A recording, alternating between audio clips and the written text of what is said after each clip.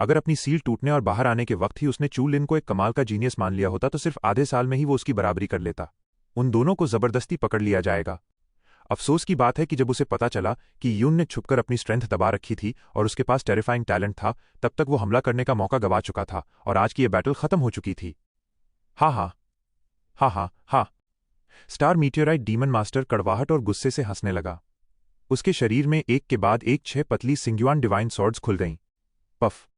घाव से बची कुची थोड़ी सी एनर्जी छंछनाते हुए बाहर निकलने लगी और मीटियोराइट मास्टर का शरीर तेजी से सिकुड़ने लगा। उसे सांस लेने का मौका मत दो, वो खुद को जला रहा है। चू लिन ने अपनी जीभ का सिरा काटा, मुंह में भरे खून को बाहर थूका और वो खून एक लपट की तरह पर्पल और ब्लैक आग में जलने लगा। Shoot a gun to the dragon god. Yun के हाथों में कलरफुल लाइट्स इकट्ठी हुईं और 2 मीटर लंबे नियॉन स्पीयर में बदल गईं। उस स्पीयर का कोना रंगों से भरा था और उसमें एक जानलेवा खौफ था। जाओ। यून ने स्पीयर को धक्का दिया और वो चमकता हुआ रंग बिरंगा हथियार हवा में खड़े स्टार मीटियोराइट मैजिशियन की तरफ उड़कर सीधे उसमें धंस गया। पफ। ड्रैगन सैक्रिफाइस स्पीयर ने सीधे स्टार मीटियोराइट मैजिशियन का सीना चीर दिया और उसके साथ ही पर्पल और ब्लैक इन्फ्लेमेशन भी उसके अंदर घुस गई। स्टार मीटियोराइट मैजिशियन ने अपनी गहरी काली आंखें ऊपर उठाईं और उसके मुंह से निकल रही जोरदार हंसी धीरे धीरे एक खौफनाक मुस्कान में बदल गई। मैं अपनी पूरी जिंदगी में इतनी बेवकूफ़ी भरी मौत कैसे मर सकता हूं? स्टार मीटियोराइट मास्टर ने एक गहरी सांस ली। उसका शरीर किसी गुब्बारे की तरह फूलने लगा। स्पीयर उसके सीने के आर पार हो चुका था, डार्क फ्लेम उसके शरीर में घुस चुकी थी, पर स्टार मीटियोराइट मास्टर ने सब कुछ इग्नोर कर दिया। मौत तो शानदार होनी चाहिए। तुम दोनों भी मेरे साथ ही दफन हो जाओ। G1 starburst. आसमान के बीचों बीच खड़े उस नोबल ओल्ड मैन की अब और रुकने की हिम्मत नहीं हुई। वो बूढ़ा आदमी एक भूत की तरह तेजी से नीचे उतरा और दूर सेंट्रल रॉयल सिटी की दीवार से भाग निकला। उसे एक टेरिबल वेव महसूस हुई। चू लिन और यीयुन को स्टार मीटियोराइट मैजिशियन के इरादे का पहले ही पता चल गया था, लेकिन चारों तरफ थिक जेनेटिक एनर्जी फैली हुई थी और उनकी मूवमेंट उस नोबल ओल्ड मैन से काफी स्लो थी। नेहिंग। जमीन और आसमान की नेचुरल एनर्जी तेजी से मीटियोराइट मास्टर की तरफ खिंचने लगी। तूफान से उनके कपड़े उड़ने लगे और यूं के बाल हवा में किसी पेड़ की डालियों की तरह लहरा रहे थे। यूं अचानक रुकी, पलटी और सीधे चू लिन की बाहों में आ गई। उसके चेहरे पर थोड़ी शरारत और थोड़ी उदासी थी। मुझे मैजिशियन के इस अटैक के बारे में पता है। लगता है अब हम बच नहीं पाएंगे। चू लिन को गले लगाते हुए यूं ने अपनी पलकें झपकाईं और चू लिन के चेहरे को देखा। G1 starburst. यून को यकीन नहीं था कि वो इस अटैक से बच पाएगी या नहीं। भले ही वो टियानक्वान रेल्म की वाइटैलिटी की वजह से जिंदा बच जाए, लेकिन चू लिन इस स्टारबर्स्ट में मारा जाएगा। वुशी भी उसे नहीं बचा पाएगा। पगली। चू लिन ने प्यार से यूं का चेहरा छुआ और बोला, जब हम भाग नहीं सकते तो हम उसे पहले ही उड़ा देंगे। यूं बस पलके झपकाती रही, उसने चू लिन की बात नहीं काटी। वो चुपचाप उसकी बाहों में लेटी रही और उस छोटे से प्यारे पल को महसूस करने लगी। ऐसा लग रहा था कि मीटियोराइट मास्टर पूरी तरह से कमजोर पड़ चुका था, लेकिन स्टार मास्टर को शुरू से लेकर अंत तक उसे जड़ से मिटाना था, ताकि उसकी जरा सी भी विल बाकी न रहे और G1 स्टारबर्स्ट को फटने से रोका जा सके। पूरी तरह से मिटाना। कम से कम यीयुन के पास तो ये करने की पावर नहीं थी। उसे नहीं पता था कि चू लिन ऐसा कर पाएगा या नहीं, लेकिन वो उस पर भरोसा करना चाहती थी। पगली, मेरी तरफ देखो। चू लिन ने एक हाथ से यीयुन को पकड़ा और दूसरे हाथ से एनर्जी इकट्ठी कर रहे स्टार मीटियोराइट मैजिशियन की तरफ इशारा किया। Vanishing thunder. अचानक चू लिन के हाथों में एक सिल्वरी व्हाइट थंडर धड़कने लगी और वैनिशिंग थंडर बेकरारी से इधर उधर मचलने लगा। वो एक जगह टिक नहीं रहा था, बस बाहर निकलकर अपनी पूरी ताकत दिखाने के लिए तड़प रहा था। इतना काफी नहीं है।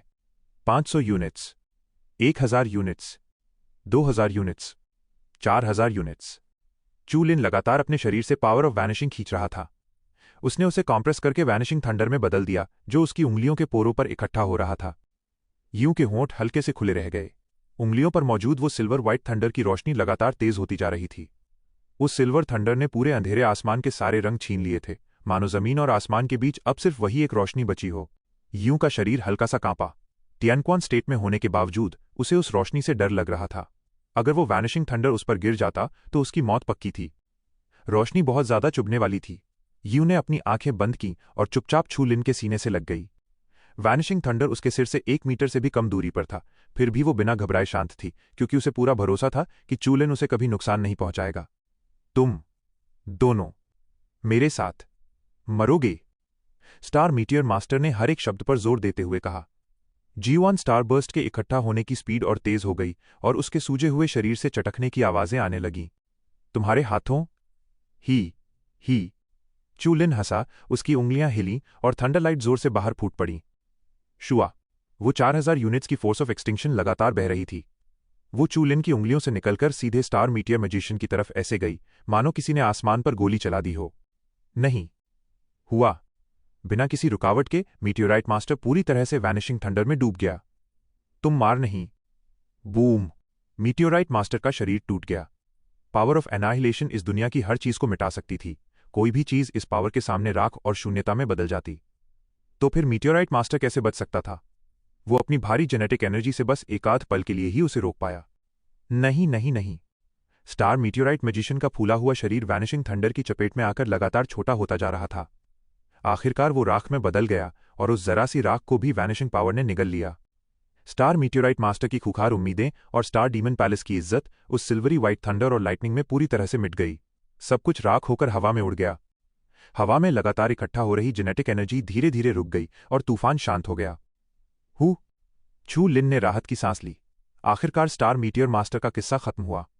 असल में जब तक स्टार मीटियर मास्टर पूरी तरह से चू लिन के गोस्ट परसेप्शन से गायब नहीं हो गया तब तक उसने चैन की सांस नहीं ली थी। सच में वो राक्षसों की पीढ़ी कहलाने लायक था। चू लिन और यीयून ने स्टार मीटियर मास्टर को हराने के लिए अपनी पूरी जान लगा दी थी। हम जीत गए। चू लिन ने नीचे देखा और उसे कसकर गले लगा लिया। हाँ, यीयू की आंखों में आंसू भरे थे। वो उसे छोड़ना नहीं चाहती थी। वो महसूस कर सकती थी कि स्टार मीटियर मास्टर का किया गया इंतजाम अपना असर दिखा रहा था। स्टार मीटियोराइट मास्टर के मरते ही वो चू लिन से अलग होने वाली थी। क्या हुआ तुम्हें? चू लिन पहले हैरान हुआ, फिर हंसते हुए बोला, डरो मत, मैं हमेशा तुम्हारे साथ रहूंगा। यू ने चू लिन को एक कोआला की तरह कसकर पकड़ लिया। चू लिन चाहे कुछ भी कहे, वो उसे छोड़ने वाली नहीं थी। हु दूर शहर में भागते हुए उस नोबल ओल्ड मैन ने अपने कदम रोके और महसूस किया कि हवा रुक चुकी थी।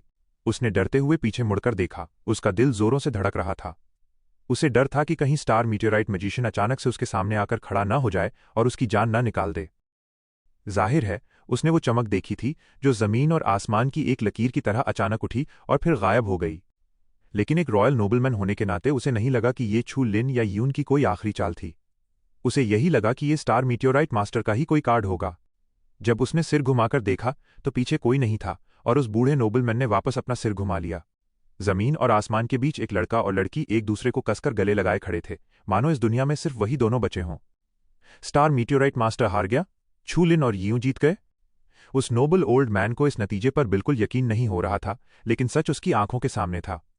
उन दोनों कमाल के टैलेंटेड लोगों ने आखिरकार अपने सामने खड़े उस शैतान को हरा दिया था और अपनी खुशी जीत ली थी। कहा जाता था कि स्टार डीमन पैलेस की सबसे बड़ी मार्शल सिस्टर यीयून का दिल बहुत ही ठंडा लेकिन दयालु है। भले ही चू लिन ने उसके कारनामों के बारे में नहीं सुना था, लेकिन यूं जिसे प्यार कर सके और जिसकी परवाह कर सके वो इंसान बुरा नहीं हो सकता। इस बैटल का वो इकलौता गवाह था और उन दोनों के दिलों में सिर्फ एक दूसरे का ख्याल था। काफी देर तक चू लिन को गले लगाने के बाद यू ने अपना सिर उसके सीने से उठाया। उसने चू लिन को बहुत ध्यान से देखा, मानो वो इस चेहरे को हमेशा के लिए अपने दिल में बसा लेना चाहती हो। चू लिन ने नीचे आधे ढह चुके स्टार डीमन पैलेस को देखा। उसकी तेज नजरों से वो स्टार डीमन पैलेस के एक फ्लोर पर देख सकता था। कुछ लोग ऊपर बैटल का हाल जानने के लिए झांक रहे थे। चू लिन ने ठंडी आवाज में कहा, मैं नीचे स्टार डीमन पैलेस के उन डिसाइपल्स का सफाया करने जा रहा हूं। इन जालिमों का साथ देने के लिए इन्हें मार देना चाहिए। यू ने अपना सिर हिलाया और प्यार से कहा, नहीं, थोड़ी देर और मेरे साथ रहो। ये यून तुम? यून हल्की सी हंसी और बोली, पूरे स्टार डीमन पैलेस के सभी लोग मेरे साथ एक ट्रांसमिशन सीक्रेट से घिरे हुए हैं। मुझे इस अनंत यूनिवर्स के किसी कोने में ट्रांसपोर्ट कर दिया जाएगा। हो सकता है हम, ये कहने के बजाय कि शायद हम दोबारा कभी नहीं मिल पाएंगे। यू ने अपनी बात बदली और कहा, शायद हमारी अगली मुलाकात बहुत समय बाद होगी। वो समय कितना लंबा होगा ये किसी को नहीं पता था। कौन जानता था? चू लिन का दिल धक से रह गया। वो अभी अभी तो मिले थे और उन्हें फिर से अलग होना पड़ रहा था, लेकिन वो मजबूर थे। उनके अलग होने का असली जिम्मेदार मीटियोराइट मास्टर था। पर स्टार मीटियोराइट मास्टर की तो लाश क्या, राख भी नहीं बची थी। अब वो क्या कर सकता था? चू लिन की आंखें भर आईं और उसने एक गहरी सांस ली। यू ने अपना सिर चू लिन के सीने में छिपा लिया और उसकी तेज धड़कनों को सुनने लगी। मैं तुम्हें आज देखकर बहुत खुश हूं। मेरे जाने के बाद तुम अपनी जिंदगी अच्छे से जीना। क्या इस ट्रांसमिशन को रोकने का कोई तरीका है? चू लिन ने खुद को शांत करते हुए दांत पीसकर पूछा। यून ने हल्का सा सिर घुमाया। उसका प्यारा चेहरा थोड़ा झुका हुआ था, जिसमें उसके प्यारे टाइगर टीथ नजर आ रहे थे। वो बोली, शायद सिर्फ मैं ही ऐसा कर सकती हूं। सिर्फ टियनक्वान रेल्म ही इस ट्रांसमिशन सीक्रेट को तोड़ सकता है। लेकिन मेरे अंदाजे से इसे तोड़ने में 1 दिन लग जाएगा और मेरे पास 1 मिनट से भी कम समय बचा है। 1 मिनट? छू लिन खुद को पूरी तरह से बेबस महसूस कर रहा था। 1 मिनट में वो कुछ भी नहीं कर सकता था। भले ही निंगशुजू के ओल्ड प्रोफेसर्स अपनी समझदारी से ये कर सकते हों, लेकिन 1 मिनट में छू लिन निंगशुजू के रास्ते का 10वां हिस्सा भी पार नहीं कर सकता था। छू लिन के पास कहने को कोई शब्द नहीं थे। यून चुपचाप उसकी बाहों में लेटी थी, उसके कानों में हवा बह रही थी और दूर क्षितिज पर हल्की बूंदाबांदी हो रही थी। वो नोबल ओल्ड मैन धीरे धीरे उन दोनों के सामने पहुंचा, लेकिन उन दोनों को इस तरह देखकर उसने उन्हें परेशान करने की हिम्मत नहीं की। वो बस कई सौ मीटर्स दूर हवा में रुका रहा और उनके अगले कदम का इंतजार करने लगा। यून के शरीर से एक अजीब सी एनर्जी की लहर निकली। छू लिन का दिल जोरों से धड़कने लगा। क्या वक्त आ गया था? यून ने प्यार से छू लिन को खुद से दूर किया और बोली, अपना ख्याल रखना। छू लिन ने जल्दी से अपने नैनो कंप्रेसर में कुछ ढूंढा और फिर उसे यून की तरफ उछाल दिया। यून, तुम इसे रख लो, इसके अंदर कुछ एनिमल कोर्स और बाकी एनिमल मटीरियल्स हैं, शायद तुम्हारे काम आ जाएं। यूं प्यार से मुस्कुराई, उसने मना नहीं किया। उसने नैनो कंप्रेसर रख लिया और फिर छू लिन को एक जेड पेंडेंट दिया। ये छू लिन ने यूं की तरफ देखा। यूं ने कुछ कहने के लिए मुंह खोला, लेकिन तभी उसके चारों तरफ एक बहुत ही वायलेंट एनर्जी फ्लक्चुएशन महसूस हुई और छू लिन धक्के से 2 मीटर्स दूर जा गिरा। मुझे ढूंढ लेना। मैं। यूं का पूरा शरीर चमका और वो हवा में ही पूरी तरह से गायब हो गई। उसी समय स्टार डीमन पैलेस के हजारों डिसाइपल्स भी गायब हो गए। वो भीड़ भाड़ वाली जगह पल भर में एकदम खाली हो गई। वहां सिर्फ छू लिन अकेला बच गया था। वो हाथ में उस जेड पेंडेंट को पकड़े हुए अंदर ही अंदर दुखी हो रहा था। वो प्यार से उस जेड पेंडेंट को सहलाने लगा। उस पर बची हुई हल्की सी गर्माहट ही अब छू लिन के दिल का इकलौता सहारा थी। वो इस प्लैनेट के बाहर किसी जगह चले गए। स्टार मीटियोराइट मास्टर ने इस दिन के लिए बहुत पहले से प्लानिंग कर रखी थी। सब कुछ बिल्कुल वैसा ही हुआ जैसा उसने सोचा था। उस नोबल ओल्ड मैन ने धीरे से कहा और उड़ते हुए छू लिन के पास आ गया। अफसोस की बात बस यही है कि स्टार मीटियोराइट मास्टर ने एक ही गलती की थी, और वो ये थी कि उसने सोचा नहीं था कि वो हार जाएगा, कि वो मारा जाएगा। छू लिन ने आंखें उठाकर उस बूढ़े आदमी को देखा और पूछा, लगता है तुम्हें ये सब समझ आ रहा है? क्या तुम जानते हो कि यून कहाँ गई है? उस बूढ़े आदमी ने हामी में सिर हिलाया, लेकिन फिर तुरंत ना में सिर हिला दिया। मुझे बस इतना पता है कि मीटियोराइट मास्टर इस प्लैनेट को छोड़ने वाला था, लेकिन कौन जानता है कि वो कहाँ जाएगा। छू लिन चुपचाप आसमान की तरफ देखने लगा। वहां अनगिनत तारे चमक रहे थे। ये यूनिवर्स अनंत था, कौन जानता था कि यून कहाँ होगी। बूढ़े आदमी ने मुस्कुराते हुए कहा, मिस्टर छू लिन, आपके हाथ में जो जेड पेंडेंट है वो मिस यून का छोड़ा हुआ क्लू है। ओह! छू लिन के अंदर एकदम से जोश भर गया। उसने उस जेड पेंडेंट को उठाया और उसे ध्यान से देखने लगा। वो बस एक ऑर्डिनरी जेड का टुकड़ा लग रहा था। उसकी दोनों साइड्स बिल्कुल चिकनी थीं, उन पर कोई पैटर्न नहीं बना था। उसके बीच में एक हल्का सा कट लगा हुआ था। ऐसा लग रहा था मानो इसे बनाने वाले ने बीच में ही अपना मन बदल लिया हो और काम रोक दिया हो। ऐसा जेड पेंडेंट अगर सड़क किनारे भी पड़ा हो तो खेलते हुए बच्चों के अलावा कोई उसे उठाने नहीं जाएगा। उस जेड पेंडेंट में एक हल्की सी फ्लक्चुएशन थी जिसे महसूस करना आसान नहीं था, लेकिन वो बहुत ही गहरी और डिटेल्ड थी।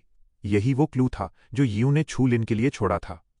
जब तक छू लिन और यून के बीच की दूरी एक सर्टन रेंज में रहेगी, तब तक ये जेड पेंडेंट यून को बता देगा कि छू लिन यहां है। छू लिन का कॉन्फिडेंस वापस आ गया। उसकी आंखों में चमक लौट आई और उसने बूढ़े आदमी की तरफ देखकर कहा, मुझे बताओ कि मैं इस प्लैनेट से बाहर कैसे जा सकता हूं? क्या तुम उसे ढूंढने जा रहे हो? बूढ़े आदमी ने मुस्कुराकर पूछा। जाहिर सी बात है, छू लिन ने बिना किसी झिझक के कहा। यह बात करने की सही जगह नहीं है। मेरे साथ चलो। सेंट्रल सिटी की तीसरी सबसे बड़ी फैमिली, लू फैमिली। लू फैमिली ने अपने एक बहुत ही खास मेहमान का स्वागत किया। भले ही स्टार मीटियोराइट मास्टर की मौत की खबर अभी पूरी तरह से नहीं फैली थी, लेकिन पूरी लू फैमिली जानती थी कि जो खास मेहमान स्टार डीमन पैलेस में स्टार मीटियोराइट मास्टर से लड़ा था, वो आज उनकी फैमिली में आया है। इतने बड़े भगवान जैसे इंसान को अपने घर बुलाने का लू ग्वांगडे का आइडिया बहुत शानदार था। छू लिन का रवैया चाहे कैसा भी हो, कम से कम बाकी की रॉयल फैमिलीज तो उनके खौफ में रहेंगी ही। वो इंसान जिसने स्टार मीटियोराइट मास्टर को मारा है, वो लू फैमिली का मेहमान था। जब तक लू ग्वांगडे उन्हें इसकी वजह नहीं बताता, वो जितना ज्यादा शक करेंगे उतना ही ज्यादा डरेंगे। प्लीज। लू ग्वांगडे का चेहरा खिलते हुए क्रिसैंथेमम फूल की तरह झुर्रियों से भरा था। सेंट्रल रॉयल सिटी की तीसरी फैमिली की हर चीज में लग्जरी झलक रही थी। पूरा माहौल एंटीक था, हर डेकोरेशन और हर एक बारीक डिटेल एकदम परफेक्ट थी। इतनी लग्जूरियस डेकोरेशन होने के बाद भी यहां नया नया अमीर बनने वाला कोई दिखावा नहीं था। अगर इस फैमिली को जूहे रूइंस के कुनलुन टेम्पल में शिफ्ट कर दिया जाए तो ये वहां एकदम फिट बैठेंगे और कोई इसमें एक भी गलती नहीं निकाल पाएगा। फैमिली के हेड होने के बावजूद लू ग्वांगडे खुद झुककर उसे रास्ता दिखा रहे थे। लू फैमिली के अनगिनत मेंबर्स हैरानी से उनके लिए रास्ता छोड़ रहे थे और छू लिन के कानों में लोगों की फुसफुसाहट सुनाई दे रही थी। लोग हैरान थे, उनके मन में डाउट्स थे और थोड़ी एडमिरेशन भी थी, लेकिन किसी की भी सवाल पूछने की हिम्मत नहीं हुई। मिस्टर ल्यू भले ही बूढ़े हो गए थे, पर उनकी स्ट्रेंथ किसी को भी डराने के लिए काफी थी। वो लू फैमिली के मेन पिलर्स में से एक थे। पॉन्ड कॉरिडोर के पास लू फैमिली की यंगर जनरेशन के कई लोग खड़े थे। लू ग्वांगडे को खुद एक यंग लड़के को रास्ता दिखाते देख उनमें से कई लोग चौंक गए। उनमें से एक की आवाज सबसे तेज थी, छूलिन। छूलिन ने हैरानी से पीछे मुड़कर देखा। क्या यहां उसे कोई जानता है? वो तो पहली बार इस सेंट्रल सिटी में आया था, भला यहां उसे कौन पहचान सकता है? कॉरिडोर के कोने में एक जाना पहचाना चेहरा खड़ा था। वो लू गाओयुन था, सेंट्रल कमेटी का स्पेशल कमिश्नर लू गाओयुन, जिससे वो क्रेजी लायन ट्राइब में कई बार मिल चुका था। उनकी पहली मुलाकात काफी खराब रही थी, लेकिन दूसरी बार मिलने पर लू गाओयुन ने उसे कमांड एरिया अकेडमी का एक कॉइन दिया था। इसी वजह से चू लिन के लिए क्रेजी लायन ट्राइब के लोगों को अरेंज करना काफी आसान हो गया था। जब वो तीसरी बार मिले तो मुइन सैंक्चुरी के कमांडर इन चीफ फू हुबिन ने अपनी आर्मी के साथ क्रेजी लायन ट्राइब पर अटैक कर दिया था। उस वक्त लू गाओयुन बिना कुछ सोचे अपनी टीम के साथ उसकी मदद करने आ गया था। भले ही वो ज्यादा मदद नहीं कर पाया था, पर छू लिन इस बात को लेकर उसका बहुत एहसानमंद था। तुम यहां क्या कर रहे हो? लू गाओयुन और छू लिन दोनों ने एक साथ पूछा। लू गाओयुन के साथी घबराकर उसके कपड़े खींचने लगे। वो मेहमान खुद फैमिली लीडर के साथ था। लू फैमिली के वो मामूली लोग ऐसे वीआईपी गेस्ट से पंगा कैसे ले सकते थे? लू गाओयुन थोड़ा कंफ्यूज्ड था, पर जब उसे याद आया कि चू लिन को खुद लू ग्वांगडे अंदर ला रहे हैं तो उसका दिल जोर से धड़कने लगा। उस वक्त उसे लगा था कि चू लिन एक जीनियस है। क्या चू लिन सच में सेंट्रल सिटी पहुंच गया? क्या ये कुछ ज्यादा ही जल्दी नहीं हो गया? चू लिन को भी अचानक समझ आया कि लू गाओयुन और लू फैमिली का कनेक्शन एकदम सही बैठता है। उसे ये पहले ही सोच लेना चाहिए था। उसने कभी नहीं सोचा था कि लू गाओयुन, जिससे वो कई बार मिल चुका है, असल में सेंट्रल रॉयल सिटी की तीसरी फैमिली का मेंबर निकलेगा। लू ग्वांगडे ने छू लिन और लू गाओयुन का चेहरा देखा और पूछा, क्या तुम दोनों एक दूसरे को जानते हो? वहां खड़े सभी लोग हैरान थे। उनकी नजरों के सामने छू लिन ने हाँ में सिर हिलाया। मिस्टर लू गाओयुन और मैं पुराने दोस्त हैं। पास्ट में लू भाई ने मेरी काफी मदद की थी, वरना मुझे शायद बहुत लंबा स्ट्रगल करना पड़ता। लू ग्वांगडे को बात समझ आ गई। उनकी आंखों में एक चमक आ गई और उनकी कुछ चिंताएं भी दूर हो गईं। पहले वो सिर्फ चू लिन की मदद से टेम्पररी तौर पर कुछ चीजें बदलना चाहते थे, पर अब लग रहा था कि इस लड़के पर लॉन्ग टर्म इन्वेस्टमेंट करना फायदे का सौदा होगा। लू गाओयुन की हिम्मत नहीं थी कि वो फैमिली हेड का वक्त बर्बाद करे, इसलिए उसने रिस्पेक्टफुली झुककर उन्हें रास्ता दे दिया। चू लिन, जब भी टाइम मिले मुझसे मिलने आना, मैं तुम्हें ड्रिंक पर ले चलूंगा। फिर तो मुझे लू भाई को परेशान करना ही पड़ेगा।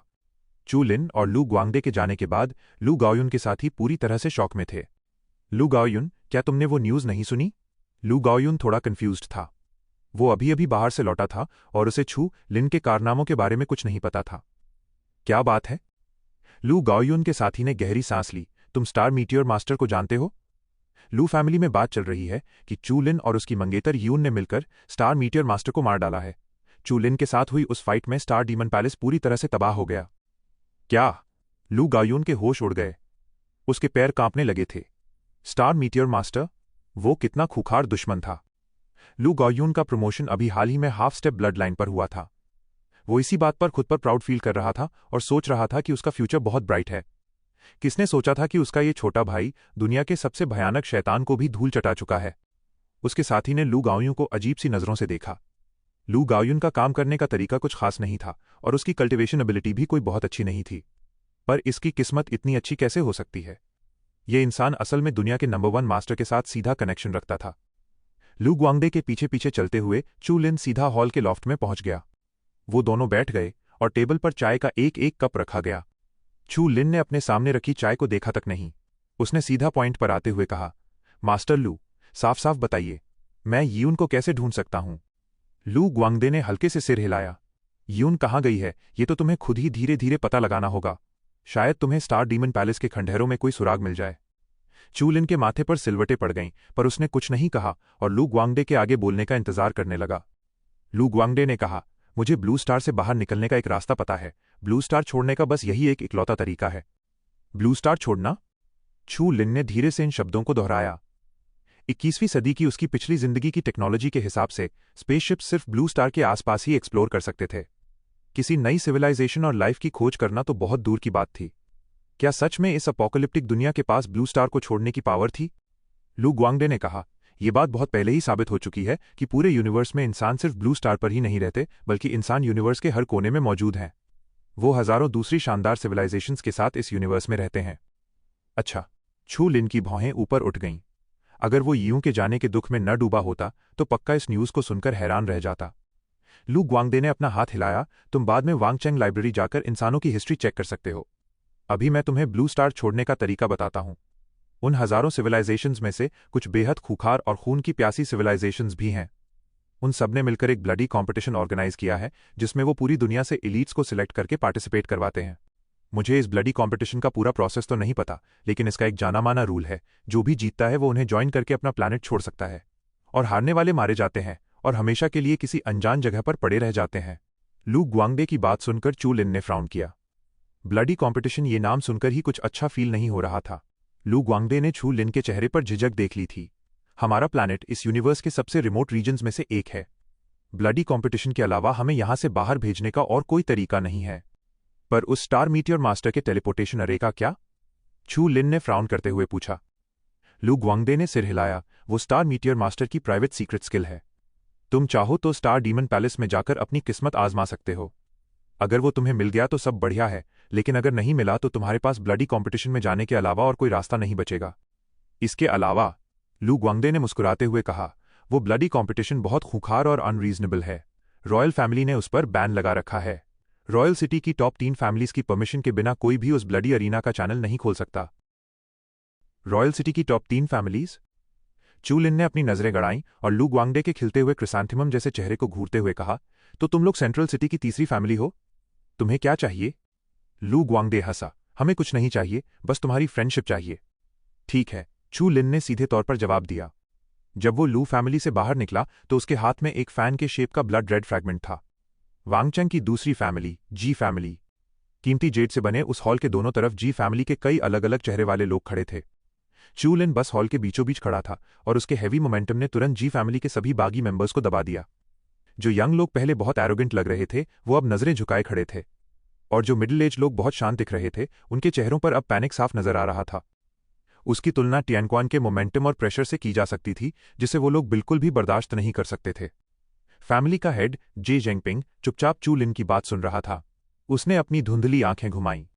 क्या तुम्हें मेरे हाथ का ये दूसरा ब्लडी फ्रैगमेंट चाहिए? मुझे इसके बदले और कुछ नहीं चाहिए। मैं बस यही उम्मीद करता हूं कि मिस्टर चू लिन मेरे लिए एक काम कर दें। कोई बात नहीं, चू लिन ने हल्के से कहा। जो इंसान स्टार मीटियर मास्टर तक को धूल चटा चुका हो, उसके लिए डरने जैसी कोई बात ही नहीं थी। जी जेंगपिंग ने अपनी पतली उंगलियों से टी टेबल को थपथपाया। उसके चेहरे पर एक अजीब सी संतुष्टि थी। हम जी फैमिली और रॉयल सिटी की 9वीं रैंक वाली लिन फैमिली मैजिक मार्श पूल को यूज करने के हक के लिए हमेशा से लड़ते आए हैं। ये मौका 9 साल में एक बार आता है। जी फैमिली के अगले 9 सालों की प्रॉस्पेरिटी के लिए हम मिस्टर चू लिन को इस फाइट के लिए इनवाइट करना चाहते हैं। चू लिन की भौहें ऊपर उठ गईं। जहां चू लिन का नाम ही काफी था, क्या वहां उसे खुद जाकर ये सब करने की जरूरत थी? गे झेंगपिंग ने अपने पीछे इशारा किया। तुरंत एक मेड एक ट्रे लेकर आई, जिस पर एक ह्यूमन स्किन मास्क रखा हुआ था। रूल्स के हिसाब से सिर्फ जी फैमिली के लोग ही इस कंपटीशन में हिस्सा ले सकते हैं। इसलिए मिस्टर चू लिन को ये मास्क पहनकर कुछ वक्त के लिए हमारी जी फैमिली के मेंबर की तरह एक्ट करना होगा। मास्क? अगले दिन गे झेंगपिंग किसी वजह से घर से बाहर नहीं निकल पाया। बाकी गवाहों ने भी अपने दरवाजे बंद कर लिए और किसी और को मामला संभालने को कह दिया। ऊपर से चू लिन को एक नोट मिला। मिस्टर चू लिन, मेरा नाम जीएन टोंग है। फैमिली हेड के लिए अभी सामने आना कन्वीनियंट नहीं है, इसलिए इन दिनों जी फैमिली में मिस्टर चू के रहने का पूरा इंतजाम मैं ही संभालूंगी। एक खूबसूरत औरत अपनी नजरों से चू लिन को ऊपर से नीचे तक देख रही थी। वो जितना ध्यान से उसे देखती, अंदर ही अंदर उतनी ही ज्यादा हैरान होती जाती। उसे लगा था कि इतनी कम उम्र में इतनी ताकत हासिल करने वाला कोई अजीब सा बुड्ढा होगा, पर उसने कभी नहीं सोचा था कि चू लिन ऐसा दिखेगा। ऊपर से उसका हैंडसम चेहरा, कोल्ड ब्लडेड लुक और वो हैवी टेम्परामेंट सच में 30 पार कर चुकी किसी भी औरत का दिल चुराने के लिए काफी था। जीएन टोंग ने चुपके से अपना थूक गटका। उसे अपनी गलती का एहसास हो गया था। उसने जल्दी से अपना चेहरा सीधा किया, अपनी नजरें चुराईं और फिर दोबारा चू लिन की मैस्कुलिन बॉडी को देखने की हिम्मत नहीं की। जीएन टोंग को कुछ याद आया और उसने जल्दी से कहा, ओह, वैसे मिस्टर चू लिन, अब से मुझे आपको मिस्टर जी जुनहाओ बुलाना चाहिए। ये हमारे जी फैमिली के एक जीनियस की आइडेंटिटी है, जो बाहर से आया है। चू लिन को अपने सामने खड़ी इस औरत में कोई इंटरेस्ट नहीं था। उसने बस इतना पूछा, मैजिक मार्श पूल के लिए फाइट कब शुरू होगी? साथ चलते हुए जीएन टोंग ने जल्दी से जवाब दिया, वो कल शुरू होगी। अगर आपको किसी भी चीज की जरूरत हो तो आप बेझिझक मुझे बता सकते हैं। आप इस टोकन के जरिए जी फैमिली में कभी भी आ जा सकते हैं। जीएन टोंग? उस औरत की बात को अचानक एक मिडिल एज्ड आदमी ने बीच में ही काट दिया। उसके पीछे जी फैमिली के कई लोग आ रहे थे। उनके कपड़ों को देखकर ही जी फैमिली में उनके स्टेटस का अंदाजा लगाया जा सकता था। उस मिडिल एज्ड आदमी के अलावा वहां जी फैमिली की मेन ब्रांच के 2 लोग थे, बाकी सब साइड ब्रांच के मेंबर्स थे। वो मिडिल एज्ड आदमी चलकर जी एन टोंग के सामने आया और उसने चू लिन को गुस्से से घूरा। बड़ी बहन जी एन टोंग, क्या आपने नहीं कहा था कि मैजिक मार्श पूल के लिए तीसरा स्पॉट मेरा है? परसों ही तो हमारी बात पक्की हुई थी, फिर अचानक किसी और को क्यों ले आई?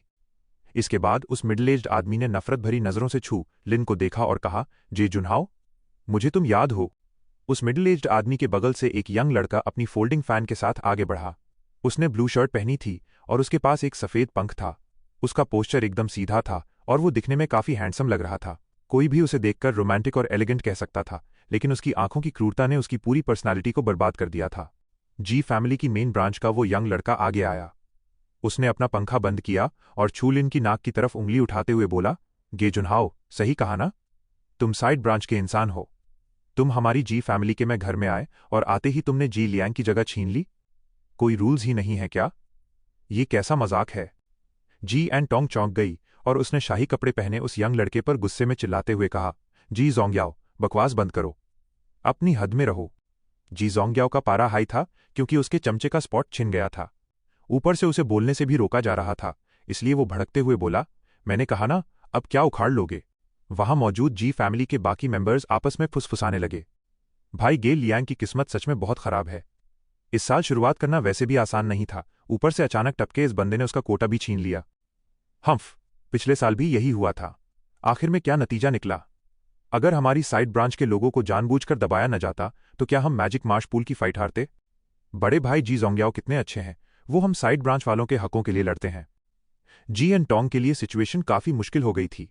चू लिन, जो ह्यूमन स्किन मास्क पहनकर जी फैमिली के लिए लड़ने वाला था, असल में एक बहुत बड़ी हस्ती था।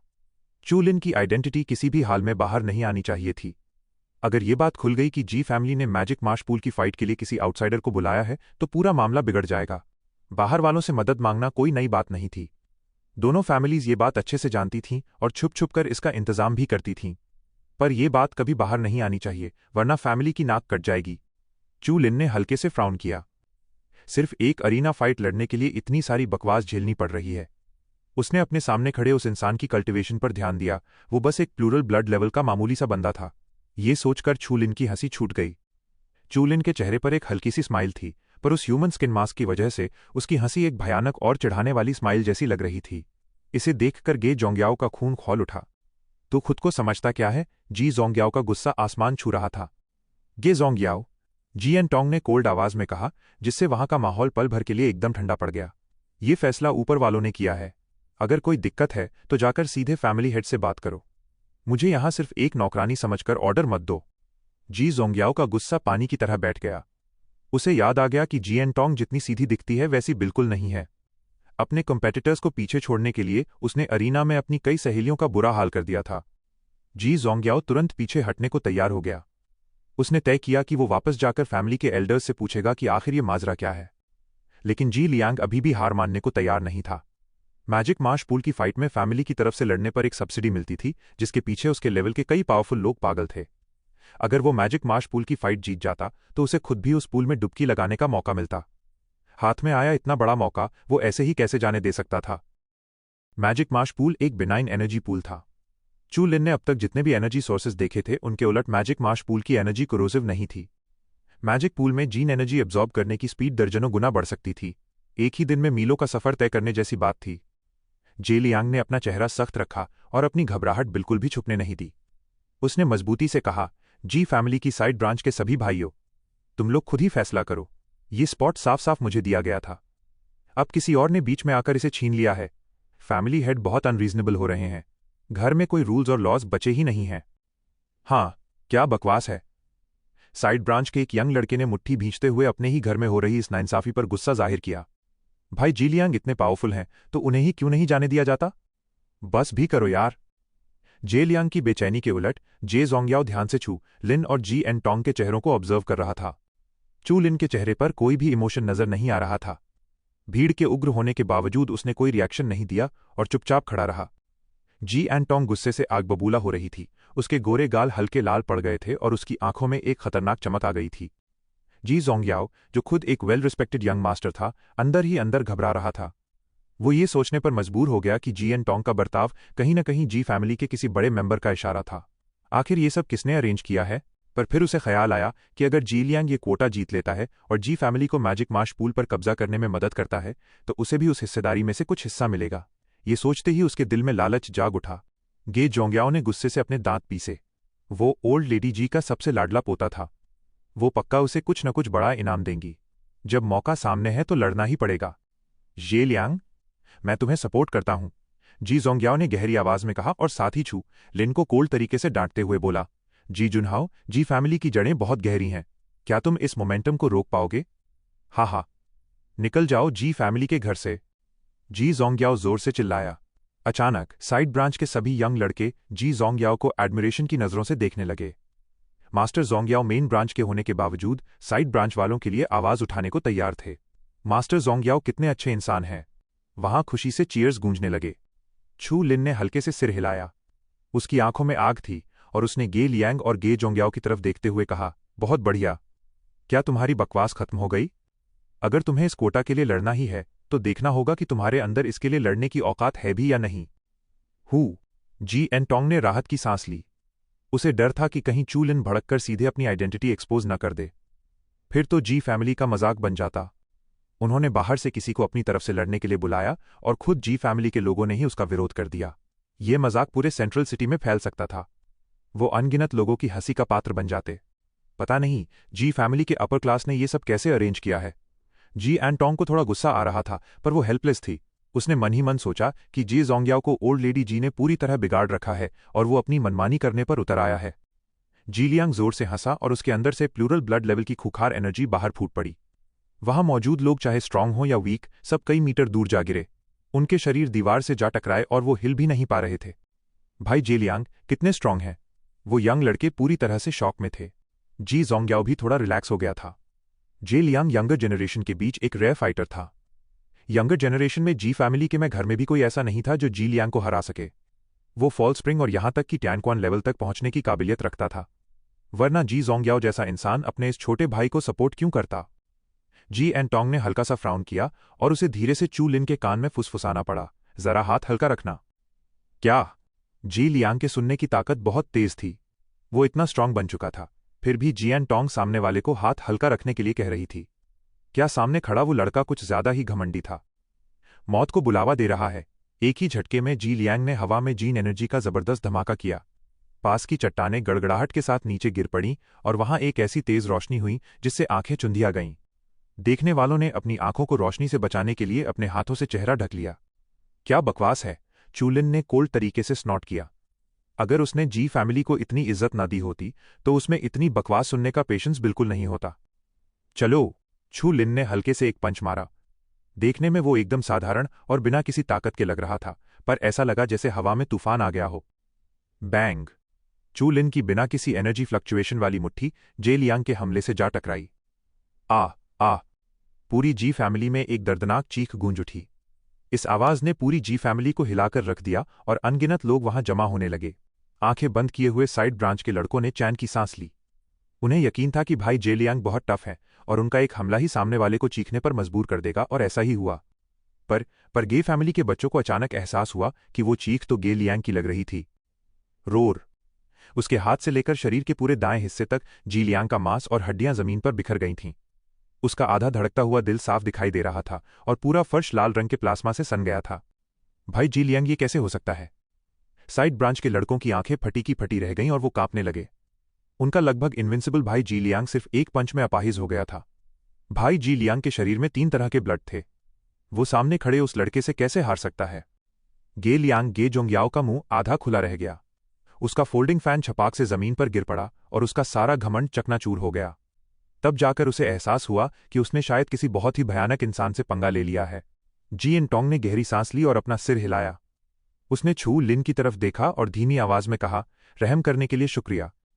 जी लियांग को सिर्फ अपाहिज किया गया था, पर प्लूरल ब्लड लेवल के मजबूत फाइटर्स के लिए अगर उनके पास फुल एनर्जी और सही न्यूट्रिशन हो तो कटे हुए अंगों को वापस उगाना कोई मुश्किल काम नहीं था।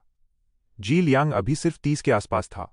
वो काफी यंग था और इस झटके को सह सकता था। खैर, छू लिन ने बिना किसी एक्सप्रेशन के जी जोंग्याओ की तरफ देखा। उसने अपनी हरकत के लिए अपने आधे शरीर की कीमत चुकाई है। तुम्हारा क्या? तुम पीछे क्या छोड़ने वाले हो? जे जोंग्याओ अचानक घबराकर बोला, जे जुनहाओ, तुम्हारी हिम्मत कैसे हुई? मैं मेन ब्रांच का मास्टर हूं। छू लिन के शांत चेहरे को देखकर जी जोंग्याओ के अंदर दहशत फैल गई। वो एक ही पंच में गे लियांग के चिथड़े उड़ा सकता था। ये लड़का कम से कम एक फॉल स्प्रिंग लेवल का फाइटर तो था ही। जी फैमिली की साइड ब्रांच में इतना खूंखार इंसान कब से पैदा हो गया? जी जोंग्याओ ने जी एन टोंग की तरफ देखा। बड़ी बहन, इसे कुछ समझाओ। मैं ओल्ड लेडी का सबसे लाडला पोता हूं। मेरी मदद करो। जी एन टोंग ने अपनी नजरें घुमा लीं। छू लिन गुस्से में था। ऐसे में उसे रोकने की उसकी हिम्मत कहाँ थी। बाहर से तेजी से आते कदमों की आवाजें सुनाई दीं। काले कपड़ों में सजे जी फैमिली के पेट्रोल गार्ड शोर सुनकर तुरंत मौके पर पहुंच गए। उनके लीडर, एक मिडिल एज्ड आदमी ने पहले जी लियांग को देखकर फ्राउन किया, फिर जी जोंग्याओ और जी एन टोंग पर नजर डाली और आखिर में उसकी नजरें छू लिन पर जाकर टिक गईं। उस मिडिल एज्ड आदमी की आंखें अचानक फटी रह गईं। ये तो छू लिन है। कल जब फैमिली हेड ये सब अरेंज कर रहे थे तब वो भी वहीं मौजूद था।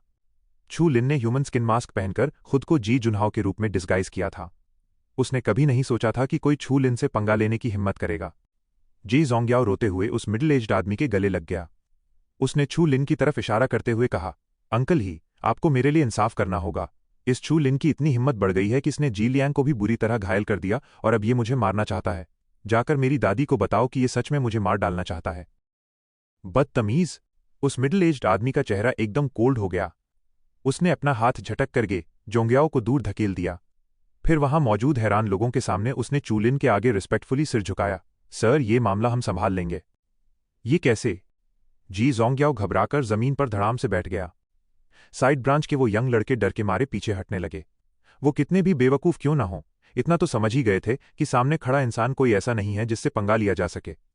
जी लियांग का वो कचरे जैसा हाल उनके सामने एक ताज़ा सबूत था। ठीक है। छू लिन ने हमेशा की तरह हामी में सिर हिलाया। आज जो कुछ भी हुआ वो उसके लिए एक मामूली सी बात थी और जी फैमिली के ये लड़के उसके लिए कोई खतरा नहीं बन सकते थे। जी एन टोंग ने गुस्से में स्नॉट किया और उस मिडिल एज्ड आदमी पर जोर से चिल्लाई, ये वो जगह है जहां फैमिली हेड वीआईपी गेस्ट से मिलते हैं। तुमने गे जोंग्याओ और गे लियांग को यहां अंदर कैसे आने दिया? तुम्हारी पेट्रोल टीम आखिर कर क्या रही है? उस मिडिल एज्ड आदमी की रीढ़ में ठंडक दौड़ गई और उसने तुरंत अपना सिर झुका लिया। ये मेरी गलती है। जी एन टोंग ने उस मिडिल एज्ड आदमी को हाथ से इशारा किया, इन सबको बाहर निकालो। 3 दिन के लिए फैमिली प्रिजन में डाल दो। जी, मिडिल एज्ड आदमी ने रिस्पेक्टफुली कहा। जी जोंग्याओ बुरी तरह भड़क गया। तुम मुझे ऐसे बंद नहीं कर सकते, मुझे दादी से मिलना है। जुबान संभाल कर। जी एन टोंग ने एक जोरदार वार किया। जी जोंग्याओ की पूरी छाती धंस गई। उसके मुंह से खून का फव्वारा छूटा और वो बेहोश होकर दीवार से जा टकराया। जी एन टोंग ने मिडिल एज्ड आदमी को फिर से इशारा किया। तुरंत फैमिली पेट्रोल के गार्ड्स आगे आए और जी लियांग और जी जोंग्याओ को वहां से घसीटते हुए ले गए, जिससे जमीन पर खून का एक लंबा निशान बन गया। क्या देख रहे हो तुम लोग?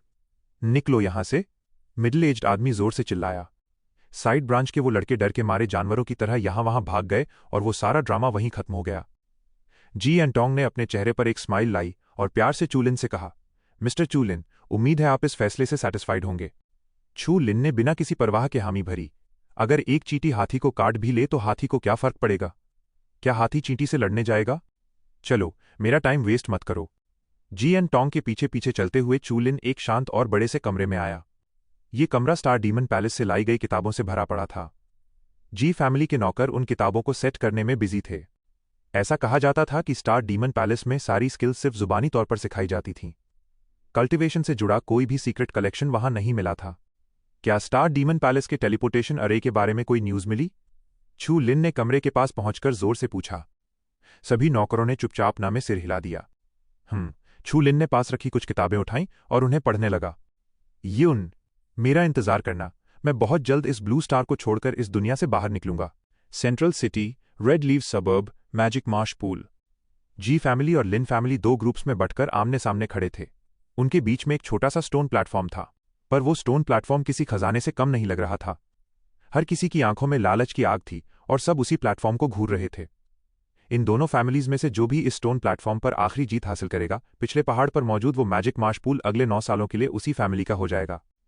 इस साल मैजिक मार्श पूल हमारी लिन फैमिली का ही होगा, लिन फैमिली के हेड लिन हुआरोंग ने अपनी छड़ी को जमीन पर टिकाते हुए कहा। जेड रिंग पहने लिन फैमिली के एक मिडिल एज्ड आदमी ने कोल्ड तरीके से स्नॉट किया। उसका नाम लिन जितोंग था और वो लिन फैमिली का अगला लीडर बनने का सबसे मजबूत दावेदार था। जी फैमिली के दोनों फॉल्स टियानक्वान लेवल के मास्टर्स को 2 अलग अलग जगहों पर फंसा दिया गया है। इस साल हमने मिस्टर जोंग को बुलाया है, जिन्हें फॉल्स स्प्रिंग लेवल से नीचे कोई हरा नहीं सकता। ये मैजिक मार्श पूल पक्का हमारे कब्जे में होगा। लिन फैमिली के कॉन्फिडेंस के सामने जी फैमिली पूरी तरह से घबराई हुई थी। उनके पास बहुत सारे रिसोर्सेज थे, पर उनके मास्टर्स अलग अलग जगहों पर बिजी थे। और अब उनकी लिस्ट में एक ऐसा नाम था जिसके बारे में किसी ने कभी नहीं सुना था, गे जुनहाओ। ये गे जुनहाओ कहाँ से टपक पड़ा? क्या ये सिर्फ कोटा घेरने और रिसोर्सेज लूटने आया है? चुप रहो, शांति रखो। ऊपर वालों के मामलों में बिना मतलब अपनी टांग मत अड़ाओ। वो जी जुनहाओ, उसमें थोड़ी बहुत स्किल तो है, छू लिन के हमले को देख चुके एक यंग लड़के ने डरते हुए धीमी आवाज में कहा। पर आसपास वालों की गुस्से भरी नजरों ने उसे आगे बोलने से रोक दिया और वो चुप हो गया। भाइयों और बहनों, दूसरी फैमिली से आए गवाहों ने लाउडस्पीकर पकड़कर भीड़ से चिल्लाते हुए कहा, आज का ये मुकाबला पूरी तरह से फेयर और जस्ट होगा। रूल्स के हिसाब से ये फाइट 3-on-3 होगी। जो भी फैमिली मेंबर आखिर तक चैलेंज अरीना में टिकेगा वही जीतेगा। तो चलिए स्वागत करते हैं हमारे पहले दो कॉन्टेस्टेंट्स, जी फेंग और लिन युए का। सबकी नजरों के सामने जी फैमिली की तरफ से भारी मसल्स वाला एक आदमी कूदकर सामने आया, जबकि लिन फैमिली की तरफ से एक पतली तलवार लिए एक औरत आगे आई। Broken sword shadow, white lion sword solution. खचाखच तलवारें टकराने लगीं, एक भयानक फाइट शुरू हो चुकी थी। तलवारों की चमक और उनकी परछाइयां साफ दिखाई दे रही थीं और अरीना का माहौल एकदम टेंस हो गया था। छू लिन ने हल्के से अपना सिर हिलाया। ये सब बहुत बोरिंग था। छू मिस्टर जी जुनहाओ, कोई प्रॉब्लम है क्या? जी एन टोंग लगातार चू लिन को ऑब्जर्व कर रही थी। उसे अपना सिर हिलाते देख उसने तुरंत पूछा। चू लिन अपनी जगह से खड़ा हो गया, जिससे जी एन टोंग चौंक गई। छू लिन क्या करने जा रहा है? पर असली झटका तो अभी बाकी था। छू लिन सीधा उछला और चैलेंज अरीना में चल रही उन दोनों की भयानक फाइट के ठीक बीचों बीच जाकर कूद गया। वो करना क्या चाहता है? क्या ये आदमी पागल है? ये गे जुनहाओ है। गे फैमिली के लोगों ने छू लिन को पहचान लिया। लिन फैमिली के हेड ने फ्राउन किया। फील्ड पर वो लड़का कौन है? हाँ, लिन जितोंग ने कोल्ड हंसी हंसी। मेरे खबरी की रिपोर्ट के हिसाब से वो जे जुनहाओ है, वही लड़का जिसने जी फैमिली का एक कोटा ले रखा है। लगता है इसे मरने की बहुत जल्दी है। लिन फैमिली के हेड ने आराम से अपना चाय का कप उठाया और चाय की चुस्की ली। मेरी पोती लिन युए कोई मामूली प्लूरल ब्लड लेवल की फाइटर नहीं है। मैंने उसे एक खजाना दिया है जिसमें एक सॉर्ड स्पिरिट छुपी हुई है। वो एक फॉल्स टियनक्वन लेवल के मास्टर को भी घायल कर सकती है। मौत को बुलावा दे रहा है। स्टोन प्लेटफॉर्म पर मौजूद जी फेंग और लिन युए के दिमाग में एक साथ यही ख्याल आया। मारो! जैसे ही लिन युए ने अपनी तलवार घुमाई, उसने अपनी सॉर्ड स्पिरिट को चू लिन और जी फेंग दोनों की तरफ छोड़ दिया। गे फेंग ने भी अपनी सबसे खतरनाक ताकत निकाली और छू लिन और लिन युए पर जोरदार हमला कर दिया। सिर्फ छू लिन बीच में एकदम शांत खड़ा था। वो बिल्कुल भी नहीं हिल रहा था। ऐसा लग रहा था मानो वो डर के मारे सुन्न पड़ गया हो। देखने वालों ने एक एक करके अपनी आंखें बंद कर लीं। वो उसे कीमे की तरह कटते हुए नहीं देखना चाहते थे। वो मन ही मन सोच रहे थे कि ये कौन सा घमंडी लड़का आ गया है। उसे फाइट की समझ नहीं थी और वो बीच में कूद पड़ा। अब तो कुछ बुरा होने वाला है। बैंग! स्टोन प्लेटफॉर्म पर दो तेज चीखें गूंजीं। जी फैमिली के यंग लड़के हैरान होकर शांत खड़े चू लिन को देख रहे थे, जबकि जी फैमिली की लड़कियों के दिल जोरों से धड़क रहे थे। जी फैमिली की मेन ब्रांच और साइड ब्रांच के बीच हमेशा से काफी अनबन रही थी, पर आज साइड ब्रांच से एक इतना खुखार लड़का सामने आ गया था। लिन फैमिली का हेड नफरत से चू लिन को घूर रहा था। उसने अपने आसपास खड़े लोगों को गे जुनहाओ के बारे में पता लगाने का ऑर्डर दिया और साथ ही जोर जोर से अपने नौकरों पर चिल्लाने लगा। लिन फैमिली ने जी फैमिली के अंदर अपने जासूस बिठाने के लिए बहुत पैसा खर्च किया था, पर किसी को नहीं पता था कि जी फैमिली में ऐसा खतरनाक मॉन्स्टर छुपा बैठा है। किसी को भनक तक नहीं लगी। हम्फ! लिन जितोंग ने अपनी जे ड्रिंक को घुमाते हुए कहा, हमने जे जुनहाओ के बारे में पहले कभी नहीं सुना। मुझे लग रहा है कि ये भी हमारे बुलाए हुए जोंग युआन की तरह ही है। पक्का ये गे जुनहाओ बाहर से बुलाया हुआ कोई हेल्पर है। लिन फैमिली के दोनों बड़े लीडर्स ने एक साथ फ्राउन किया और सोचने लगे कि जी फैमिली को ऐसा मास्टर कहां से मिल गया। इसके हाव भाव देखकर लग रहा था कि अगर ये फेक स्प्रिंग नहीं भी है तो कम से कम उसके बहुत करीब तो पक्का होगा। बदकिस्मती से वो दोनों सोच भी नहीं सकते थे कि जी फैमिली ने जिसे बुलाया है वो असल में स्टार मीटियर मास्टर को हराने वाला इंसान है। उसकी कॉम्बैट इफेक्टिवनेस टियानक्वान रेल्म से भी कहीं ज्यादा ऊपर थी। उन दोनों का गुस्सा अभी शांत ही हुआ था कि अचानक एक आवाज सुनकर वो फिर से भड़क गए। चू लिन स्टोन प्लेटफॉर्म पर खड़ा था और उसने भीड़ की तरफ चिल्लाकर कहा, टाइम वेस्ट मत करो, यहां सबका टाइम बहुत कीमती है। लिन फैमिली के जितने भी लोग हैं सबको एक साथ भेज दो, मैं एक ही बार में सबका काम तमाम कर दूंगा। बदतमीज! कमीने! क्या तुझे लगता है कि लिन फैमिली में कोई दम नहीं है? तू मौत को बुलावा दे रहा है। लिन फैमिली के लोग तुरंत भड़क गए और चारों तरफ से गालियों की बौछार होने लगी। लिन फैमिली का हेड तो गुस्से से पागल हो रहा था। उसने अपनी कुर्सी का दूसरा हत्था भी तोड़ दिया। जाओ और जोंग युआन को बुलाकर लाओ, मैं उसे कुछ दूंगा। लिन फैमिली के हेड ने कोल्ड तरीके से स्नॉट किया। उसने मन बना लिया था, लड़के तुझे बहुत घमंड है ना? अब देखते हैं तेरा घमंड टिकता है या नहीं। जोंग युआन जल्दी ही वहां पहुंच गया। उसके चेहरे पर एक ह्यूमन स्किन मास्क था। वो लिन फैमिली का बुलाया हुआ एक बाहरी फाइटर था। लिन फैमिली के हेड ने अपने हाथ की चीज उसकी तरफ फेंकी और एक कैप्सूल सीधा जोंग युआन के हाथों में आ गिरा। जोंग युआन की आंखें अचानक फैल गईं और वो खुशी से झूम उठा। उस कैप्सूल के अंदर मौजूद लाइट ग्रीन पार्टिकल्स से जीन एनर्जी की एक तेज महक आ रही थी। लिन फैमिली के हेड ने उसे इतनी कमाल की चीज दी थी, वन है जिन्यून मेडिसिन। तुमने इसके बारे में सुना होगा, ये कुछ वक्त के लिए जीन एनर्जी को बढ़ा देती है। बाकी एक्सप्लोसिव ड्रग्स की तरह इसके कोई साइड इफेक्ट्स नहीं है। हमारी लिन फैमिली का ये वन है जिन्यून कैप्सूल बॉडी के लिए एकदम सेफ और फायदेमंद है। इसे पूरी लाइफ में सिर्फ एक ही बार खाया जा सकता है। इस इनाम के लिए बहुत बहुत शुक्रिया। जोंग युआन का चेहरा खुशी से लाल हो रहा था। लिन फैमिली के हेड की नजरें स्टोन प्लेटफॉर्म के बीचों बीच गड़ी थीं। मेरी बस एक ही शर्त है, तुम जाओ और उस गे जुनहाओ को जान से मार दो। ठीक है, जोंग युआन मान गया। छू लिन की बातों ने वहां तहलका मचा दिया था। लिन फैमिली का हर एक इंसान गुस्से में था, जबकि जी फैमिली में एक अजीब सा सन्नाटा पसरा था।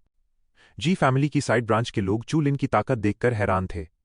वो उसे चीयर करना चाहते थे, पर उन्हें लग रहा था कि छू लिन का बर्ताव कुछ ज्यादा ही घमंडी है, जिससे वो अंदर ही अंदर घबरा भी रहे थे। अगर लिन फैमिली ने चैलेंज अरीना में उतरने की हिम्मत की है तो पक्का उनके पास कोई न कोई बैकअप प्लान तो होगा ही, खासकर तीसरे और आखिरी राउंड के लिए। ऐसे में छू लिन का अकेले दो लोगों को चैलेंज करना बहुत बड़ी बेवकूफ़ी थी। जी फैमिली की मेन ब्रांच के कुछ मास्टर्स, जिन्हें चू लिन की असलियत नहीं पता थी, वो उसे कोड नजरों से देखने लगे। अगर साइड ब्रांच से इतना बड़ा जीनियस निकलकर सामने आया है तो पक्का आगे चलकर वो मेन ब्रांच के लिए खतरा बनेगा।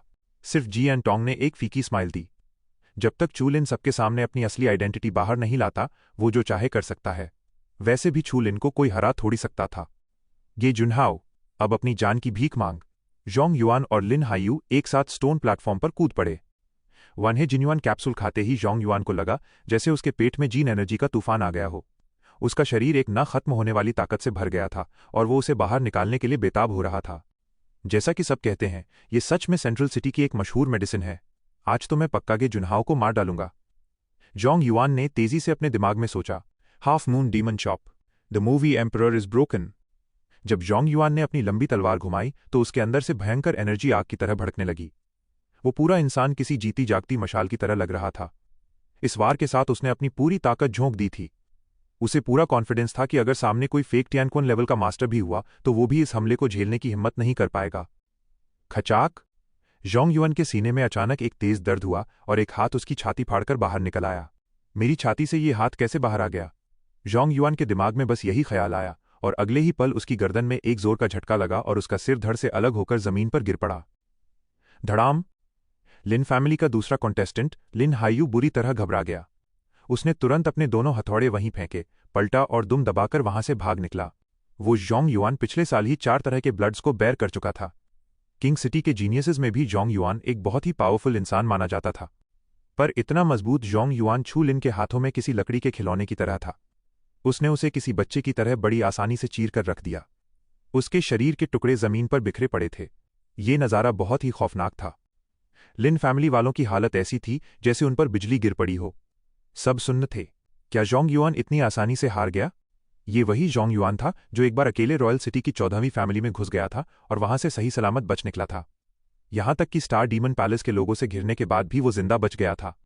पर यहां सामने वाले को सिर्फ 2 मूव्स लगे और उसका काम तमाम कर दिया। क्रैश! लिन फैमिली के हेड के हाथ से चाय का कप छूट गया। हजारों की कीमत वाला वो पोर्सलिन कप जमीन पर गिरकर चकनाचूर हो गया। उसकी हथेलियां कांप रही थीं और उसके पूरे शरीर में एक डर की सिहरन दौड़ गई। कम से कम फेक स्प्रिंग। अगर जी फैमिली मैजिक माश पूल के लिए ऐसे खूंखार मास्टर को बुला सकती है तो क्या होगा अगर उन्होंने इसे लिन फैमिली को खत्म करने का ऑर्डर दे दिया? उसे कौन रोकेगा? कौन बचकर भाग पाएगा? लिन जितोंग ने अपनी जांघ पर हाथ मारा और घबराते हुए बोला, मास्टर, चलिए यहां से निकलते हैं। पूरी जी फैमिली एकदम सन्न थी। ये फाइट पूरी तरह से एक तरफा थी। सामने वाला जरा सा भी टिक नहीं पाया। लिन फैमिली के 3 मेंबर्स में से एक मारा गया, एक घायल हुआ और एक भाग निकला। किसी ने सपने में भी नहीं सोचा था कि जी फैमिली की तरफ से ऐसा खतरनाक मास्टर सामने आएगा। मैंने कहा था ना कि जे जुनहाओ बहुत तगड़ा है। साइड ब्रांच के एक यंग लड़के ने आखिर बोलने की हिम्मत जुटाई। उसने पहले जे लियांग को भी पीटा था, वो भी बहुत आसानी से, सिर्फ एक पंच में। साइड ब्रांच का वो लड़का बड़े प्राउड से चू लिन के उस सिंपल से दिखने वाले पंच की नकल उतारने लगा। बाकी लोग भी उसकी तारीफों के पुल बांधने लगे। ऐसा लग रहा था मानो वो अपने पिछले ताने बिल्कुल भूल चुके हों। ये सच में हमारी साइड ब्रांच का जीनियस जी जुनहाओ है। आज के बाद से मैं गे जुनहाओ को अपना बड़ा भाई मानूंगा। छू लिन ने अपने हाथों से खून की बूंदें झटकीं। जीन एनर्जी के बहाव से उसके पूरे शरीर का खून साफ हो गया। अगले ही पल चू लिन हवा में उछला और सीधा मैजिक मार्श पूल की तरफ उड़ चला। जी एन टोंग का दिल अचानक जोर से धड़कने लगा। अब ये क्या नया बवाल खड़ा करने वाला है? इससे पहले कि जी एन टोंग कुछ बोल पाती, जी फैमिली के कई मेंबर्स हवा में उछले और चू लिन के पीछे भागे। मैजिक मार्श पूल अब जी फैमिली की प्रॉपर्टी था, इसलिए जाहिर सी बात है कि उन्हें वहां जाने का पूरा हक था। और पिछले रूल्स के हिसाब से तीनों कॉन्टेस्टेंट्स एक बार मैजिक पूल में डुबकी लगा सकते थे। छू जे जुनहाओ। जी एन टोंग घबरा गई और जल्दी जल्दी में गलत नाम लेने ही वाली थी। ये मैजिक मार्श पूल। उसके कहने का मतलब साफ था कि जी फैमिली के हेड ने उसे पूल में डुबकी लगाने का कोई प्रॉमिस नहीं किया था। आखिर वो एक आउटसाइडर था। ओ, चू लिन ने कोल्ड तरीके से स्नॉट किया। मैजिक मार्श पूल तक पहुंचने से पहले ही उसने उसमें डुबकी लगाने का मन बना लिया था। क्या जी फैमिली के हेड की इतनी हिम्मत थी कि वो उससे पंगा ले सके? चू लिन धीरे से मैजिक मार्श पूल के पास गया। मैजिक मार्श पूल एक कीचड़ जैसा पर्पल लिक्विड था जिसमें से बुलबुले उठ रहे थे और वो एकदम गाढ़ा था। जी फैमिली के सामने चू लिन नीचे झुका और उसने अपने हाथों में मैजिक पूल का थोड़ा सा पानी उठाया। जेड वो गाढ़ा मैजिक मार्श स्लरी चू लिन की उंगलियों के बीच से बहने लगा और स्किन को छूते ही वहां से हल्का सफेद धुआं उठने लगा। हा, छू लिन ने अपने हाथ की कीचड़ फेंक दी। मैजिक पूल का पानी उसके हाथों से होकर गुजरा था, पर उसके शरीर में नाम मात्र की एनर्जी ही जा पाई थी। वो मुश्किल से थोड़ी सी एनर्जी ही अब्जॉर्ब कर पाया। इसकी कॉन्सेंट्रेशन बहुत कम है। भले ही वो अभी भी एक सिंगल ब्लड सोल्जर था, पर उसके शरीर में जमा जीन एनर्जी बाहर की दुनिया से कहीं ज्यादा थी। कोई मजा नहीं आया। छू लिन ने सिर हिलाया। इतनी फाइट की, बस इस फालतू चीज के लिए। लगता है सेंट्रल सिटी की सो कॉल्ड फैमिली बस इतनी ही है। गे जुनहाओ। जी एन टोंग तेजी से आगे आई, उसका दिल जोरों से धड़क रहा था। उसे डर था कि कहीं छू लिन कोई ड्रामा न कर दे और मुसीबत में न फंस जाए। पर छू लिन की स्ट्रेंथ इतनी ज्यादा थी कि कोई उसे रोक भी नहीं सकता था। अगर जी जुनहाओ दोबारा ट्राई करना चाहते हैं तो मैं फैमिली हेड से परमिशन मांग लूंगी। आप फिक्र मत कीजिए, वो जल्दी ही जवाब दे देंगे। जी एन टोंग ने डरते हुए कहा। छू लिन ने उसे हल्के से देखा। मुझे ये फालतू चीज क्यों चाहिए? ये नहाने के लिए भी बहुत गंदा है। सबकी हैरानी के बीच चू लिन जी फैमिली के घर से बाहर निकल गया और दूसरा ब्लडी फ्रैगमेंट उसके हाथ में आने ही वाला था। 1 घंटे बाद बिना रुके चू लिन पहली एरिस्टोक्रेटिक फैमिली के शानदार हॉल में जा पहुंचा। वो महल किसी शाही दरबार जितना बड़ा था। उसकी सजावट और बनावट इंपीरियल कोर्ट से भी कहीं ज्यादा आलीशान थी। वहां इस्तेमाल हुआ सामान बहुत महंगा था और दीवारों पर लटकी हिस्टोरिकल रेलिक्स बहुत कीमती थीं। पर्पल रोब पहने एक औरत अपना हाथ अपनी ठोड़ी पर रखे हुए थी। उसकी नशीली आंखें नीचे छू लिन को घूर रही थीं। उस औरत ने अपने पर्पल होंठ खोले। क्या तुम छू लिन हो? सुना है तुमने और यीउन ने मिलकर स्टार मीटियर मास्टर को हरा दिया। चू लिन दरबार में खड़ा था और ऊपर बैठी उस औरत को कोल्ड नजरों से देख रहा था। मैं तुम्हारे हाथ में मौजूद वो आखिरी ब्लडी फ्रैगमेंट लेने आया हूं। अगर तुम्हारी कोई शर्त है तो बताओ। वो औरत हंसी, उसके होठों पर एक खूबसूरत स्माइल आ गई। मुझे जो चाहिए, मुझे डर है कि तुम वो देने से मना कर दोगे। चू लिन ने फ्राउन किया। तुम बता सकती हो। औरत ने अपनी इंडेक्स फिंगर को हल्के से दांतों तले दबाया और बोली, मुझे तुम चाहिए। तुम्हें मौत चाहिए। चू लिन धीरे धीरे आगे बढ़ा, उसकी आंखों से खौफनाक किलिंग इंटेंशन छलक रहा था। पिछली 2 फैमिलीज के साथ छू लिन ने कभी वायलेंस यूज करने का नहीं सोचा था। जब सामने वाला आराम से बात मान रहा है तो फालतू में पंगा क्यों लेना? पर उसके सामने बैठी इस औरत के इरादे साफ तौर पर गलत लग रहे थे। हा। उस औरत की आवाज पूरे हॉल में गूंज उठी, जो उसके नखरे और अदाओं को साफ दिखा रही थी। इतनी खुशी वाली बात को मना क्यों करना? इस औरत में कुछ तो गड़बड़ थी। यहां आने से पहले लू ग्वांगडे ने उसे याद दिलाया था कि रॉयल सिटी की पहली फैमिली की हेड सू बन्यान एक ब्लैक विडो जैसी औरत है। सू बन्यान ने करीब 1 दर्जन दामाद बनाए थे, पर सुहागरात के अगले ही दिन उन सबकी बड़ी बेदर्दी से मौत हो जाती थी और पीछे बचता था तो बस दांतों के निशानों से भरा एक कंकाल। इसके अलावा ये औरत दशकों पहले भी किसी अप्सरा जैसी खूबसूरत थी, और इतने सालों बाद भी वो उतनी ही जवान और खूबसूरत लग रही थी। ये शक होना लाजमी था कि ये औरत कोई बहुत ही अजीब और खौफनाक चीज है। हा। सू बन्यान ने एक कातिलाना स्माइल दी। उसने अपनी पतली उंगलियों से सिंहासन को हल्के से थपथपाया और तुरंत दीवारों, फर्श और हर जगह एक घना पिंक मिस्ट फैल गया। आज तक कोई ऐसा आदमी नहीं बना जो मेरे जाल में न फंसा हो। सू बन्यान हवा में उड़ने लगी। उसका पर्पल रोब उसके शरीर के साथ हवा में लहरा रहा था। जब तुम मरना ही चाहती हो तो मुझे दोष मत देना। छू लिन ने अपना हाथ आगे बढ़ाया और हवा में निशाना लगाया। Energy siphon. उसकी हथेली में अचानक एक ग्रे ब्राउन भंवर बन गया और वो सारा पिंक मिस्ट उसमें खींचने लगा। इसका कोई फायदा नहीं है। सू बन्यान ने अपनी छाती तानी और हवा में तैरते हुए कातिलाना स्माइल के साथ बोली, मेरी सीक्रेट स्किल सिर्फ आदमियों पर काम करती है। कोई भी आदमी इस वार से बच नहीं सकता। वो पिंक मिस्ट पूरी तरह से साफ हो गया और हॉल की हवा वापस नॉर्मल हो गई। जीन पैनल से एक मैसेज आया, congratulations to the host for getting 542 vanishing power. सू बनियान का कॉन्फिडेंट चेहरा अचानक सुन्न पड़ गया। कायदे से तो जैसे ही वो पिंक मिस्ट अब्जॉर्ब होता है, वो उस मिस्ट के जरिए आदमियों की हवस जगा सकती थी, पर छू लिन ने वो सारा मिस्ट खींच लिया और उसे कुछ हुआ ही नहीं। सू बनियान ने घबराकर उस मिस्ट को ढूंढने की कोशिश की। वो उसकी स्पेशल जीन एनर्जी थी, पर हॉल एकदम खाली था, वहां कुछ नहीं था। मेरी इतनी सारी जीन एनर्जी गायब हो गई। सू बनियान के चेहरे का सारा कॉन्फिडेंस उड़ चुका था। दशकों में पहली बार उसके चेहरे पर दहशत नजर आ रही थी। मर जा। चू लिन के हाथ में एक सिल्वर लाइट चमकी और वैनिशिंग थंडर ने सीधा उसकी छाती के आर पार वार कर दिया। सू बनियन हवा से नीचे आ गिरी और उसका खून बहने लगा। तुमने ऐसा क्यों किया? छू लिन तेजी से आगे बढ़ा। सू बनियान उसके सामने पीठ के बल पड़ी थी। भले ही वो मरने वाली थी, पर उसका शरीर अभी भी छू लिन के अंदर की हवस को जगाने की कोशिश कर रहा था। कैसी खौफनाक मॉन्स्टर है, छू लिन ने मन ही मन उसे गाली दी। उसने उसे दोबारा ध्यान से देखने की हिम्मत नहीं की। उसके हाथ में डार्क फ्लेम भड़की और सू बनियान के शरीर पर जा गिरी। वो डार्क फ्लेम सू बनियान के शरीर पर फैल गई और उसे जलाकर राख कर दिया। सेंट्रल किंग सिटी में इतने लंबे समय से तबाही मचाने वाली वो औरत हमेशा के लिए मिट गई। चू लिन ने अपना हाथ आगे किया और एक ब्लड रेड फ्रैगमेंट उड़कर उसके हाथ में आ गिरा। बजिंग! तीनों फ्रैगमेंट्स बिना किसी हवा के खुद ब खुद हवा में उड़े। एक हल्की सी डिंग की आवाज आई और वो आपस में जुड़कर एक पूरी ब्लड रेड डिस्क बन गए। वो डिस्क न तो सोने की थी और न ही जेड की। वो अंडे के साइज की थी और उसमें से एक अजीब सी वेव धीरे धीरे बाहर फैल रही थी। कितनी अजीब पावर है! अपनी डीमन परसेप्शन की मदद से चू लिन को तुरंत समझ आ गया कि उसे बस अपने दिमाग पर फोकस करके उस वेव के साथ बहना है और उस डिस्क के अंदर की पावर उसे खींचकर ब्लू स्टार से बाहर ले जाएगी। जब छू लिन उसे ध्यान से समझने ही वाला था कि अचानक उसके चेहरे पर एक अजीब सी लालिमा छा गई और उसके दिमाग में कुछ गंदी तस्वीरें घूमने लगीं। ये ठीक नहीं है, ये अभी भी सू बनियान का ही कोई जाल है। छू लिन ने कड़वी हंसी हंसी।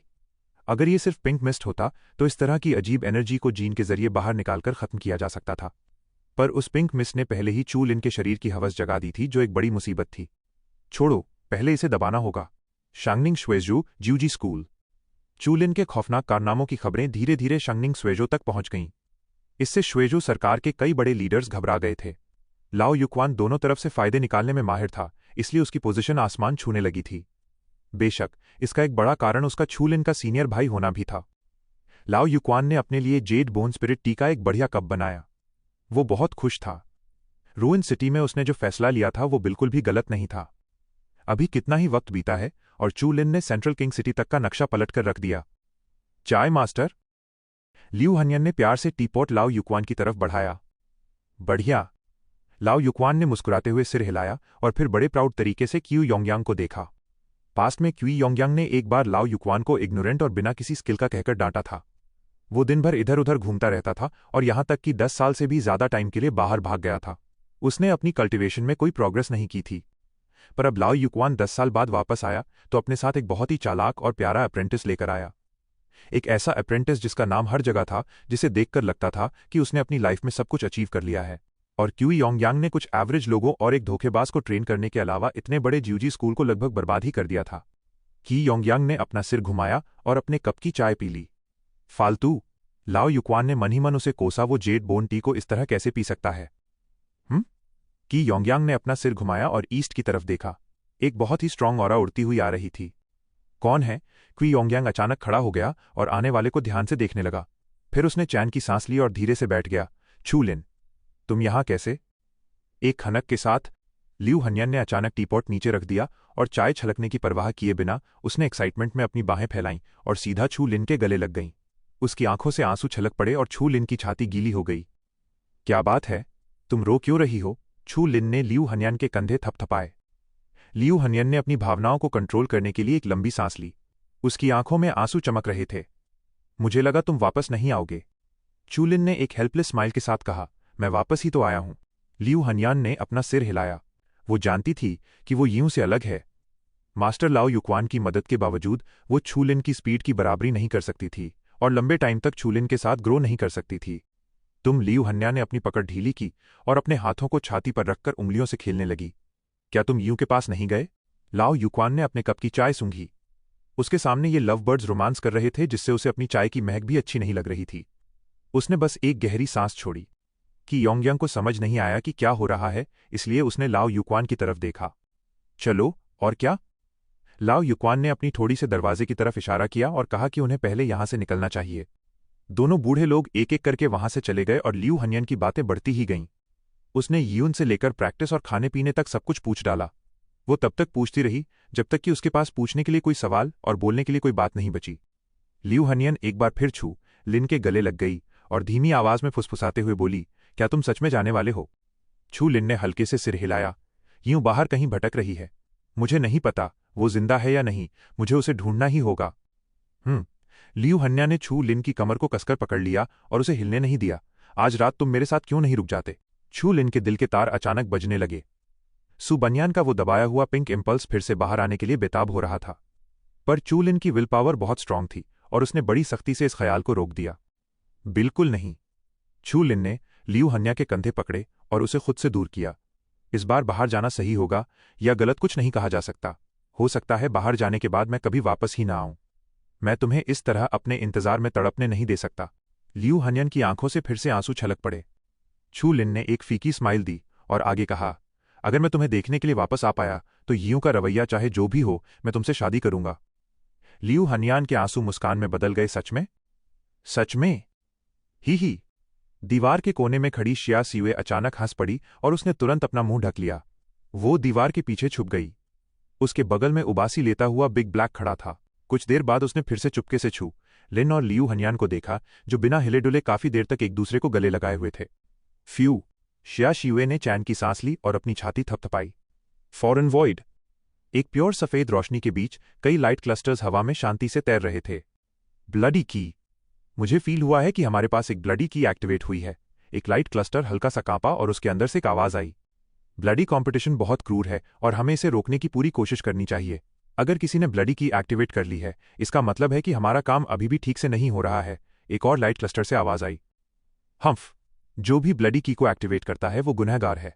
मैं जाकर देखता हूं। एक तीसरा लाइट क्लस्टर उस प्योर सफेद हॉल से तेजी से उड़ गया। उसे इतनी जल्दबाजी मत करने दो, एक और लाइट ग्रुप बोला।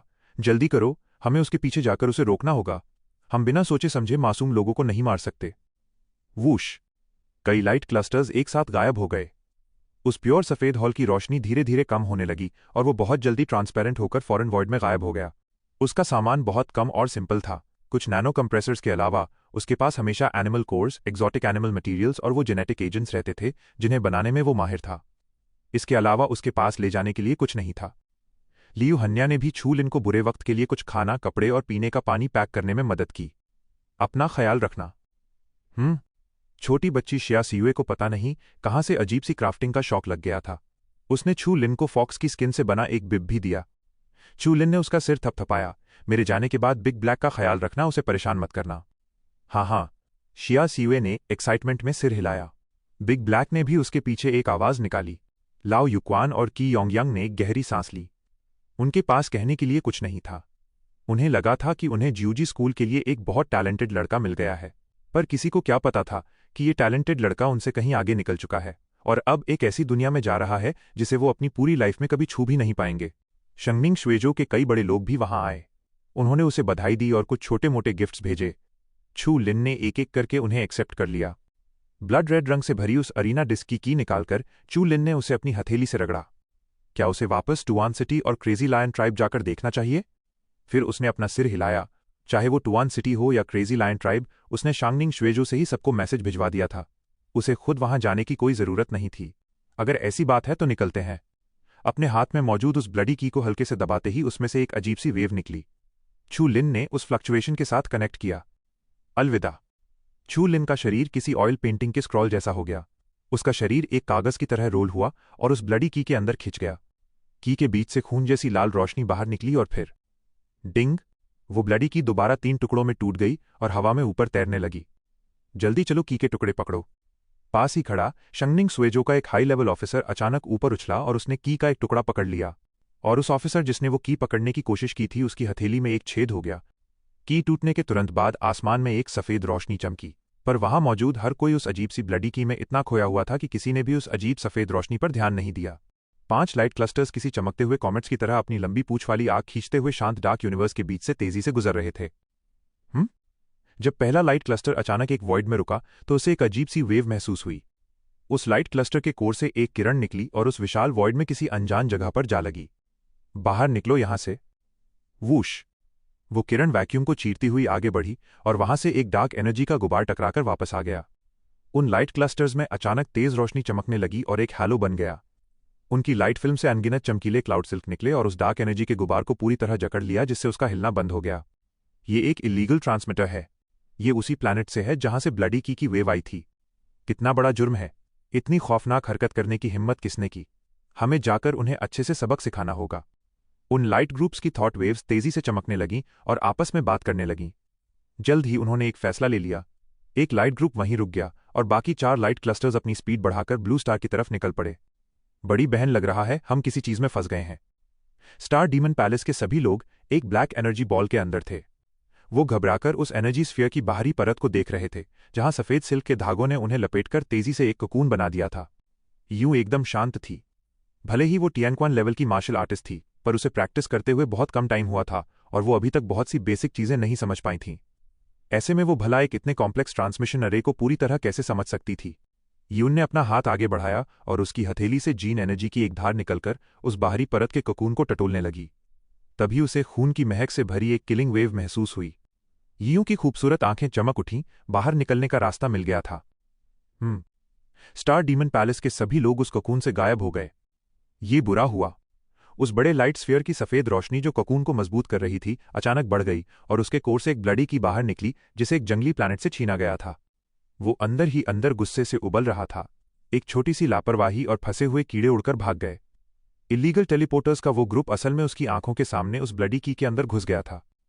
हम्फ! उस लाइट ग्रुप ने ब्लडी की को निगल लिया। उसकी रोशनी बार बार कम और ज्यादा हो रही थी, जो उसकी बेचैनी को साफ दिखा रही थी। Bloody competition! हम्फ! मुझे उन लोगों को वापस लाना ही होगा। उसके बाद रोशनी का वो पूरा गोला सिकुड़कर एक स्टिकर की तरह रोल हो गया और एक छोटी सी रोशनी की बूंद में खिंच गया। जल्द ही पूरा यूनिवर्स फिर से शांत हो गया। बाकी 4 लाइट क्लस्टर्स पहले ही ब्लू स्टार पर पहुंच चुके थे, जिससे वहां अचानक इतनी रोशनी हो गई मानो आसमान में 4 नए सूरज निकल आए हों। वूश! वो लाइट क्लस्टर अपनी चमक समेटकर एक ही डायरेक्शन में शांगनिंग स्वेजो की तरफ उड़ चला। रोर! छू लिन ने धीरे धीरे अपनी आंखें खोलीं। वो एक खून से सनी जमीन थी और उसके पैरों के नीचे की मिट्टी एकदम गाढ़ी और गीली थी, जैसे उसने सच में खून पी लिया हो। खून की महक वाली नमी भरी हवा सीधे छू लिन के चेहरे से टकराई और उसकी नाक जंग और खून की गंध से भर गई। पैरों के नीचे की वो मिट्टी किसी दलदल की तरह चिपचिपी और बेहद घिनौनी लग रही थी। कुछ ही कदम चलने के बाद छू लिन का पैर किसी सख्त चीज पर पड़ा, जिससे उसका बैलेंस हल्का सा बिगड़ गया। नीचे देखने पर उसे खून जैसी लाल कीचड़ में धसी हुई सफेद हड्डियों का एक ढेर नजर आया। उन हड्डियों की खाली आंखों से लाल रंग के मोटे कीड़े अंदर बाहर रेंग रहे थे। छू लिन ने फ्राउन किया और जल्दी से पीछे हट गया। उसे हड्डियों या लाशों से घिन नहीं आ रही थी, पर किसी अनजान जगह पर अलर्ट रहना ही बेहतर था। किसे पता था कि वो मोटे कीड़े खतरनाक हैं या नहीं, या उनमें कोई जानलेवा बैक्टीरिया है या नहीं। हाँ! छू लिन ने थोड़ी सी जीन एनर्जी निकाली और उसके दोनों पैर जमीन से ऊपर उठ गए। वो काफी नीची ऊंचाई पर हवा में उड़ने लगा। उसे यहाँ के हालात को जल्दी से समझना था। उस घिनौनी लाल कीचड़ और सख्त लाल चट्टानों को पार करते हुए दूर मौजूद पहाड़ भी एक ठंडे लाल रंग में रंगे हुए नजर आ रहे थे। यहां तक कि आसमान का रंग भी गहरा लाल था। वहां लाशें थीं। पुरानी सफेद हड्डियों से अलग छू लिन को वहां कई ताजा लाशें दिखाई दीं। जमीन पर 20 से ज्यादा इंसानों की लाशें बिखरी पड़ी थीं। उनमें से ज्यादातर लोग काले कपड़ों में थे। दूसरी तरफ भारी स्केल आर्मर पहने और लंबे बालों वाले कुछ लोग थे। उन्हें देखकर ऐसा लग रहा था मानो वो किसी पुराने जमाने के बैटलफील्ड के सैनिक हों। छू लिन ने पास जाकर काले कपड़े वाले उस आदमी को ध्यान से देखा। ये कपड़े कुछ ज्यादा ही जाने पहचाने लग रहे थे। क्या ये स्टार डीमन पैलेस के लोग नहीं हैं? छू लिन का दिल जोरों से धड़कने लगा। क्या स्टार डीमन पैलेस का कोई ऑर्गेनाइजेशन अर्थ के बाहर भी मौजूद है? या ब्लू स्टार का स्टार डीमन पैलेस भी इस ब्लडी कॉम्पिटिशन में हिस्सा लेने आया है? अगर दूसरी बात सच थी तो क्या यूं भी इसी जगह पर है? छू लिन ने जल्दी से वो जड़े निकाला जो यूं ने उसे दिया था। वो जेड छू लिन की हथेली में बिना किसी हलचल के चुपचाप पड़ा था। शिट! छू लिन ने वो पत्थर वापस रखा और हवा में अपनी स्पीड बढ़ा दी। उसे और भी पक्की इन्फॉर्मेशन चाहिए थी। बजिंग! आसमान में अचानक जबरदस्त जीन एनर्जी फ्लक्चुएशंस होने लगीं। 1 दर्जन से ज्यादा लोग हवा में तितर बितर हुए 7-8 लोगों का पीछा कर रहे थे। बीच बीच में जमीन पर धमाके हो रहे थे, जिससे लाल चट्टानों के टुकड़े हर तरफ उड़ रहे थे। छू लिन का शरीर एक पल में चमका और वो उन दोनों ग्रुप्स की तरफ उड़ चला। पास पहुंचने पर हालात साफ हुए। पीछा करने वालों ने खून जैसे लाल कपड़े पहने थे और उनका ऑरा बहुत ही खौफनाक था। वो सभी फेक स्प्रिंग लेवल पर थे। उन्हें टियानक्वान लेवल तक पहुंचने के लिए सिर्फ एक टियानक्वान क्रिस्टल की जरूरत थी, और जिनका पीछा किया जा रहा था वो काले कपड़ों में थे और उनकी कमर पर स्टार डीमन पैलेस के सीक्रेट ऑर्डर्स लटके हुए थे। ये सच में स्टार डीमन पैलेस के ही लोग थे। लाल कपड़ों वाले उस वॉरियर ने दूर से छू लिन को आते देखा और चिल्लाया, ये जंगली कहां से आ गया? निकल यहां से। इस जंगली का ऑरा काफी तगड़ा है। लगता है इसके पास कुछ बढ़िया माल है। चलो इसे पकड़ते हैं। इतना क्या सोचना, ये जंगली सिर्फ अपने ब्लड पर ही तो टिका है, बस जान से मार दो इसे। उन लाल कपड़ों वाले वॉरियर्स ने छू लिन की किस्मत का फैसला कर लिया था। चू लिन उन ब्लडी वॉरियर्स के सामने जाकर खड़ा हो गया। उसके चेहरे पर एक खौफनाक स्माइल थी। डार्क इन्फ्लेमेशन की एनर्जी मचलने लगी। चू लिन की हथेली से डार्क पर्पल और काली आग भड़क उठी और सामने वाले ब्लडी वॉरियर पर जा गिरी। लाल कपड़ों वाले वो सभी सैनिक जोर जोर से हंसने लगे। हा हा हा, इतना टैलेंट लेकर तू मेरे सामने दिखावा करने की हिम्मत कर रहा है? जंगली तो जंगली ही रहेगा। इन्हें फेक टियानक्वान वॉरियर की ताकत दिखाओ। बैंग! वो डार्क फ्लेम सीधे उन ब्लडी वॉरियर्स पर आ गिरी। भले ही ये सिर्फ एक ब्लड टैलेंट स्किल थी, पर 3 डायमेंशनल एट्रीब्यूट्स के भारी इजाफे और शेंशुअन लिमिट के ओरिजिनल मेथड की मदद से डार्क इन्फ्लेमेशन की ताकत बिल्कुल अलग लेवल पर पहुंच चुकी थी। इसे कोई फेक टियानक्वान लेवल का मास्टर कैसे रोक सकता था? आगे खड़े कुछ ब्लडी वॉरियर्स टूटे पंखों वाली ड्रैगन फ्लाइज की तरह हवा से सीधे जमीन पर आ गिरे। बाकी बचे हुए लोगों को भी एक एक करके निशाना बनाया गया। वो अपनी जीन एनर्जी का इस्तेमाल करके अपने शरीर से डार्क इन्फ्लेमेशन को बाहर निकालने की कोशिश कर रहे थे और साथ ही दुम दबाकर भागने लगे। चू लिन ने उन खूनी सैनिकों की तरफ पलटकर भी नहीं देखा। ऐसा नहीं था कि चू लिन का दिल पसीज गया था, बल्कि चू लिन स्टार डीमन पैलेस के लोगों से सवाल पूछने के लिए बेताब था। उसके मन में बहुत सारे सवाल घूम रहे थे।